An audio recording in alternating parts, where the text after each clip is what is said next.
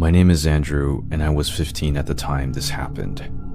I was new in school and had just met some two guys that, for privacy reasons, will go by the names Josh and Jacob. They were cool kids, and the day I met them, we bonded so well that around lunchtime, Josh told us about an abandoned house that was a couple of miles away from school, saying it was supposedly haunted and that we should visit it after school. Me and Jacob both laughed it off, telling him in the nicest way possible to say, "That's stupid." But eventually Josh got us intrigued because his and Jacob's parents weren't home that day. My parents were going to be watching football with my neighbors, so I figured it was a potential plan. At around 9 p.m., I get a message from Jacob saying, "Dude, get dressed and meet me outside your house." I eventually got up and walked outside, seeing both Jacob and Josh waiting on my front porch with their phones and flashlights. "What the hell?" I said, confused.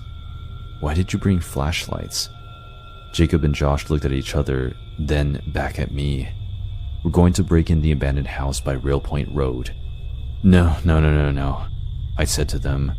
"We can't break into an abandoned house. We could get in serious trouble." We started having an argument, and long story short, they got me to go with them. We all hopped on our bikes and started following each other to the house. We stopped to overlook what seemed to be an old and rusty house with a cracked window on the second floor.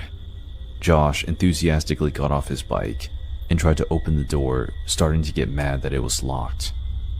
"Damn old door," Josh yelled, getting a splinter in his left hand.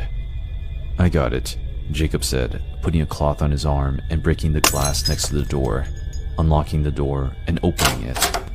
We walked in the house and we all stopped and realized it smelled like rotten milk, and the walls had stains and bugs crawling and the furniture had mold. We all looked around when we suddenly heard a loud slam coming from upstairs. "Hello?" Jacob said, walking up the stairs with me. The floorboards were horribly damaged. When we got to the top, one of the doors started to bang violently. Over and over again, the door banged. As soon as me and my friends were gonna leave, a loud and grouchy voice yelled, "Get out of my home," eventually screaming like a deranged man. We were gonna leave, but Jacob and Josh were gone.